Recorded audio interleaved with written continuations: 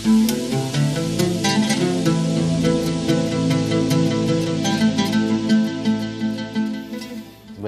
para pemirsa CTV yang Allah muliakan, kita masih di Ustadz Menjawab dengan tema Nasihat Ulama untuk Penguasa. Nah, kita sudah berbicara banyak hal tadi berkaitan dengan tema ini. Dan tadi sempat saat jeda kita berbicara berkaitan dengan adanya dikotomi di kalangan umat, ya, ilmu umum, ilmu agama. Betul. Ya kan gitu. Iya. Nah, dikotomi ilmu agama ini bagaimana kemudian kita kaitkan dengan apa yang dinyatakan oleh Amir Syakib Arsalan tadi, al-ilmu naqis, ilmu yang kurang. Ya, silakan Ustaz. Baik Ustaz. Baik pemirsa yang dirahmati Allah Subhanahu wa taala, saya pernah membaca pemahaman yang mengatakan bahwa di zaman-zaman umat dalam kemundurannya yang luar biasa, umat itu mengalami dua keadaan. Nah, pertama, di mana umat itu ekstrim dengan sakofahnya, ekstrim dengan ilmunya gitu. Maksudnya mereka pada zaman itu, ini di zaman-zaman akhir ya Ustaz ya, di zaman-zaman akhir keutsmanian itu ya, kekhilafahan Utsmani. Betul. Nah, di mana mereka punya anggapan bahwa semua hal yang tidak datang dari Islam itu adalah haram. Makanya sempat dulu di zaman-zaman akhir itu ekstrim kanan lah ceritanya. Ketika mulai revolusi industri di Prancis, di Eropa, kan bermulai muncul mesin cetak, kertas, bahkan ada mesin fotokopi pada saat itu. Dan itu hadir di tengah kaum muslimin pada saat itu, dan oleh mereka yang tadi kita sebut menganggap semua yang dari luar itu adalah haram, maka mesin-mesin fotokopi jadi haram gitu. Mesin-mesin ini semua jadi haram karena datangnya bukan dari Islam. Nah, ini yang terjadi. Termasuk ada beberapa pemahaman dalam melihat masalah juga keras gitu Ustaz. Betul, betul. Nah, tapi ada berikutnya yang kedua, itu juga umat Islam juga Ustaz. Umat Islam juga. Jadi ini ini tadi kemunduran dari kaum muslimin itu ketika ilmu kurang ya. Ilmu kurang. Jadi ada satu lagi dari golongan umat itu tak lagi melihat haram tidaknya yang dari luar. Pokoknya semua yang dari luar itu adalah benar. Karena pada saat itu memang Barat ataupun Eropa mengalami tahapan untuk mencapai kejayaan, Ustaz ya. Karena dimulailah revolusi industri di Eropa. Maka mereka menerima semua yang dari Barat, bukan hanya terkait teknologinya, bahkan pada gaya hidup dan konsep hidup, gitu. Jadi bukan hanya gaya hidup, konsep hidup sebagai individu, sebagai masyarakat, sebagai negara, mereka pun terimanya dari Barat. Nah, terjadi pertentangan di antara dua ini, terus-terusan pertentangan. Bahkan ya nggak jarang nggak terhindarkan terjadi bentrok-bentrok di antara mereka. Nah, kalau umat Islamnya bentrok, yang datang untuk membuat kerusakan di tengah umat itu kan lebih enak. Iya, betul. Dia bisa kawani satu untuk melawan satu, atau dia lawan satu untuk Oke, bagaimana cara mengharmonisasikan dua kelompok yang bertentangan ini? Iya. Maka yang begitu pun sampai saat ini masih hadir Ustaz. Masih ada. Oke, baik. Karena itu saya kira memang umat itu harus dijernihkan cara berpikirnya, cara melihat masalahnya. Bahwa dalam konteks kehidupan seperti gaya hidup, tatanan hidup, konsep kehidupan, itu Islam sudah punya dan sudah dicontohkan oleh Rasulullah dan juga para khulafanya. Sehingga apa saja yang datang bukan dari Islam terkait dengan konsep hidup, gaya hidup, ataupun tatanan bernegara, bermasyarakat, berekonomi, berpemerintahan, itu nggak usah kita cari ke tempat lain, cari aja di Islam, karena itu sudah ada. Sudah ada. Okay. Nah, kemudian ada yang berikutnya itu adalah sains ataupun teknologi. Sains teknologi itu hukum asalnya kan mubah dia Ustaz. Nah, jadi nggak semua yang dari itu haram. Ada beberapa nanti dia menjadi haram kalau misalnya produk daripada teknologi itu dipengaruhi ataupun didominasi oleh cara pandang tertentu. Misalnya produknya itu menyimbolkan bahwa dia khusus untuk kaum tertentu. Misalnya, apa contohnya? Kayaknya ada salib misalnya. Oh iya iya iya. Kayaknya ada peci Yahudi itu misalnya. Atau satanisme itu ya, simbol-simbol setan gitu kan. Nah, itu kan tidak boleh. Karena dia dipengaruhi oleh cara pandang tentang kehidupan. Iya iya iya. Jadi kalau umat bisa dijernihkan melihat masalah seperti ini, saya kira akan jelas nanti. Dan sebenarnya Barat itu juga begitu mereka, Ustaz. Kalau kita lihat dulu, yang mereka datang ke negeri-negeri kaum muslimin itu, mereka melakukan penjajahan dan lain sebagainya. Yang dihancurkan itu kan yang terkait dengan tatanan bernegara, berekonomi, bermuamalah dan lain sebagainya. Sains teknologinya mereka bawa ke Eropa, yang kemudian itulah menjadi dasar mereka untuk untuk memajukan teknologi mereka. Bukunya Ibnu Sina hingga hari ini kan masih dipakai di dunia internasional. Bahkan penemuan-penemuan kaum muslimin dulu dibawa semua. Yang dibuang itu adalah yang terkait konsep kehidupan. Baik, ini sedikit mungkin perlu disampaikan juga, Ustaz, ya. Jadi sebenarnya kalau kita lihat secara historisnya, umat Islam di zaman lalu yang luar biasa majunya, sekian abad mereka bertahan, tapi ternyata pada abad ke-14, 15, 16, 17, 18, 19, sampai kepada 20, muncul 21. Abad 20 juga kemarin itu menolak teknologi gitu kan, menolak teknologi. Ketika teknologi itu datang dari barat, misalnya dari penjajahan barat, mereka bawa teknologi, ditolak. Teknologinya juga ditolak, bukan hanya penjajahan itu. Iya. Nah, teknologinya juga ditolak ya. Iya. Nah, jadi mungkin karena dibawa penjajah. Padahal sebenarnya yang mereka bawa itu adalah ajaran Islam, teknologi Islam di abad 13 yang diambil oleh Eropa, tapi dikembangkan, kemudian dikembangkan. Nah, misalnya dulu misalnya kita sering ada gerakan-gerakan menolak sekolah gitu dulu. Menolak sekolah. Mereka hanya mau belajar kalau di pesantren saja gitu kan. Jadi sekolah itu yang benar itu pesantren gitu kan. Yang enggak pesantren bukan sekolah, bukan belajar gitu kan. Tapi akhirnya kemudian perkembangan berikutnya baru diterima sekolah. Bahkan dipadukan antara sekolah agama. Itu yang disebut dengan madrasah kan ya. Madrasah. Tentu saja masing-masing ada kelebihan, ada kekurangan. Nah, Ustaz melihat gerakan-gerakan konservatif lah kalau bahasa kita sekarang, masih ada nggak kira-kira yang begitu? Masih ada, Ustaz. Masih ada ya? Kadang kita di tengah umat kan kadang ada gerakan boikot ini, boikot itu, tolak produk-produk, produk-produk dari asing atau dari barat.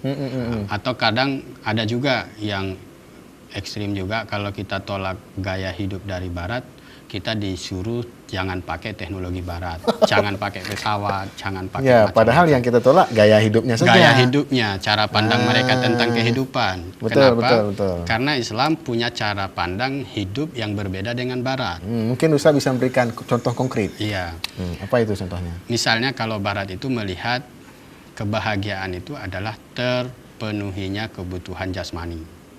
Sementara kita kan kebutuhan jasmani terpenuhi bukan standar kebahagiaan. Tapi apakah ketika kita memenuhi kebutuhan jasmani ini mendapatkan ridho dari Allah apa tidak? Jadi bukan sebatas terpenuhi. Betul. Nah, tapi ada nggak ridhonya Allah dalam pemenuhan itu? Baik. Kalau ada, disitulah kita bahagia itu. Seperti kita kan minta itu atina fid dunya hasanah wa fil akhirati hasanah wa qina adzabannar. Ada surga, ada ridho Allah, kan itu yang diharap. Nah, karena kebahagiaan bagi seorang muslim itu kan al-ghayatul ghayah mardatillah. Goyahnya segala goyah itu atau tujuan dari segala tujuan kan keridhaan Allah. Nah, jadi kita makan itu bukan sebatas untuk kenyang lalu kita bahagia, tidak.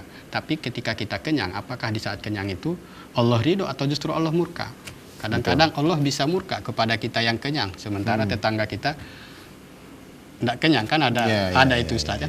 Nah, jadi kalau orang barat itu tidak punya begitu. Yang penting di saat dia kenyang dia bahagia. Soal ada orang yang nggak kenyang itu urusannya dia juga, karena mereka memiliki cara pandang tentang kehidupan itu. Kita hidup di dunia masing-masing. Bukan kamu saudara saya gitu, Oh, atau iya, saya iya. saudaramu, bukan. Iya, iya, iya, Tapi masing-masing siapa yang kuat dia yang bertahan kan begitu. Betul, Nah, itu salah satu contoh dalam hal cara pandang melihat bahagia. Dalam melihat masyarakat juga berbeda. Kalau Barat itu melihat masyarakat itu kumpulan individu saja. Kalau Islam kan enggak. Ada individu yang berinteraksi. Nah, sehingga pengaturannya berbeda dengan cara pandang yang datang dari Barat. Nah, kalau sains teknologi, Rasulullah di zaman beliau sendiri sudah memerintahkan para sahabat itu untuk mempelajari teknologi pelempar api. Dan itu ada di daerah Sin gitu ya, Cina sekarang. Mungkin itulah makanya ada orang menyebut Ada hubungan dulu nggak, Ustaz? utlubul ilmi walau bisin itu ya. Ada hubungan nggak dulu antara Arab, Cina, atau dan negara-negara lain di zaman Nabi itu? Iya. Di zaman Nabi. Saya pernah membaca dan mendengar dari seorang profesor. Itu dia mengatakan begini, Ustaz. Karena visi Islam itu kan rahmatan lil alamin, Ustaz ya. Iya. Maka sahabat-sahabat itu dulu, bahkan ketika Rasul mengatakan belajar ilmu lontar ke Cina, itu sahabat itu pergi. Nah, dan ada yang pulang, ada yang tinggal.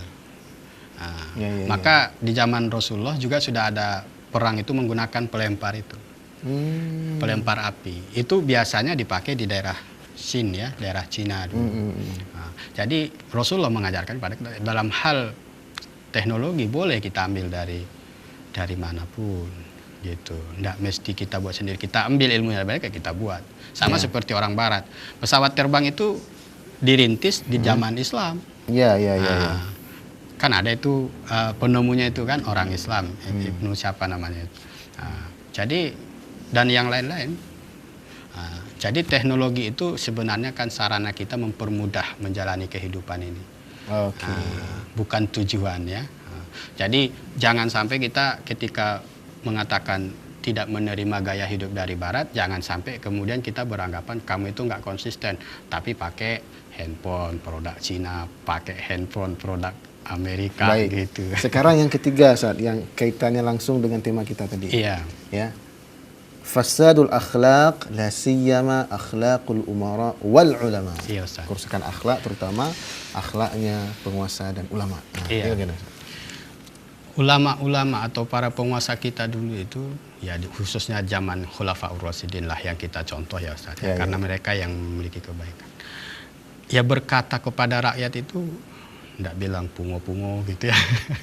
Nggak bilang rakyatnya orang jaya, orang bodoh gitu kan. Ya dari sisi perkataan gitu kepada rakyat itu kan lembut. Mereka berkata yang baik. Ya. Kemudian dari sisi akhlak mereka tidak menelantarkan rakyatnya gitu ya. Seperti Umar bin Al-Khattab. Umar bin Al-Khattab tidak menelantarkan rakyatnya. Beliau biasa melakukan ronda gitu ya. Jadi kepedulian kepada umat itu mereka tampakkan dalam kebijakan dan aktivitas mereka, kan begitu ya Ustaz ya. Itu yang terjadi dan ulama-ulamanya menopang gitu ya. Pada saat itu kan ulama-ulama yang populer kan ada Utsman Masih kan, ada Ali gitu kan. Mereka kan ulama ya Ustaz ya. Ulama yang mewariskan atau yang meneruskan perjuangan Rasulullah. Nah, berikutnya hingga saat ini kita menyaksikan memang ulama-ulama kita jauh dari akhlak ya, ataupun penguasa-penguasa kita jauh dari. Kita tidak jarang ya, kita tidak jarang bahkan sering menjumpai ulama itu kalau merasa dia lebih tinggi itu dianggap biasa aja, tidak perlu direspon gitu ya. Padahal kan dulu ada seorang ulama itu ketika anak kecil yang memberi nasihat, luar biasa dia terimanya kan begitu. Nah, ulama kita sekarang kan ditanya, kamu udah lulusan mana, udah bisa baca kitab apa, gitu. Betul. Kalau kita datang ingin berkunjung untuk bersilaturahmi, kadang-kadang ditanya dulu, udah baca kitab mana, udah bisa ngikrok belum misalnya. Itu kan bukan akhlak yang baik dari seorang ulama kepada umat. Gitu. Kalau umaroknya juga sekarang begitu. Nah, kalau dulu Umar bin Al-Khattab misalnya datang memikul sendiri, kalau sekarang mau memberi buang, lempar gitu kan. Adabnya di mana, akhlaknya di mana gitu. Memberi kepada rakyat itu ya berilah dengan cara yang terbaik, bukan dengan cara melempar atau membuang-buang atau memberi pun dalam keadaan yang baik hanya untuk memberi kesan bahwa kita baik itu. Pencitraan. Entahlah apa namanya Ustaz ya. Iya. Jadi itulah yang membuat sekarang ini terjadi kerusakan di tengah masyarakat kita. Karena memang kenapa kan Rasul mengatakan akan ada zaman di mana penguasa itu kalian benci dan penguasa itu pun bencinya sama kalian luar biasa. Kita udah di zaman itu, Ustaz ya? Nampaknya begini sekarang. Oke. Jadi kita benci kan memang yang membenci ini ada dua jenis ya Ustaz ya.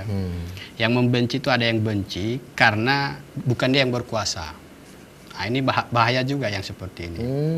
Nah, misalnya Ustadz punya kuasa. Saya benci kepada Ustadz karena bukan saya yang berkuasa. Itu dengki yang bahaya. lah, Dengki, itu dengki ya. Ya, dengki. Tapi ada yang benci itu Ustadz berkuasa, tapi kekuasaannya tidak Ustadz pakai untuk melaksanakan hudud misalnya, tidak mengurusi umat dengan syariat, Betul. tidak menjaga umat dari serangan musuh. Ya. Nah, membenci yang seperti ini kan dianjurkan dalam Islam. Nah, sekarang penguasa kita tidak bisa membedakan mana yang benci karena Allah, mana yang benar-benar dengki. Sehingga setiap yang memberi nasihat, setiap yang memberi koreksi dianggap itu adalah hater, oposisi, pendengki dan lain sebagainya. Padahal kan tidak semua seperti itu. Betul. Wallahu a'lam bishawab. Baik, ini sudah habis waktunya nih, Ustaz. Baik, Ustaz. Baik, para pemirsa yang Allah muliakan, itulah tadi perbincangan kita berkaitan dengan tema nasihat ulama untuk penguasa. Ya, kita ingatkan kembali dengan ucapan Imam Al-Ghazali tadi, Ustaz. Baik, Ustaz. Ma fasadatir ra'iyah illa bi fasadil muluk wa ma fasadatil muluk illa bi fasadil ulama. Betul, Ustaz. Tidaklah terjadi kerusakan rakyat itu kecuali karena rusaknya para penguasa, dan tidaklah rusak para penguasa itu kecuali karena rusaknya para ulama. Demikian yang bisa disampaikan dalam pertemuan sangat singkat ini. Terima kasih sekali lagi kepada Sama-sama, Ustaz Ustaz. Rahmat Ibnu Omar dan juga kepada para pemirsa ACTV dimanapun Anda berada. Kita tutup dengan doa kafaratul majlis. Subhanakallahumma wa bihamdika asyhadu an la ilaha illa anta astaghfiruka wa atubu ilaik. Assalamualaikum warahmatullahi wabarakatuh.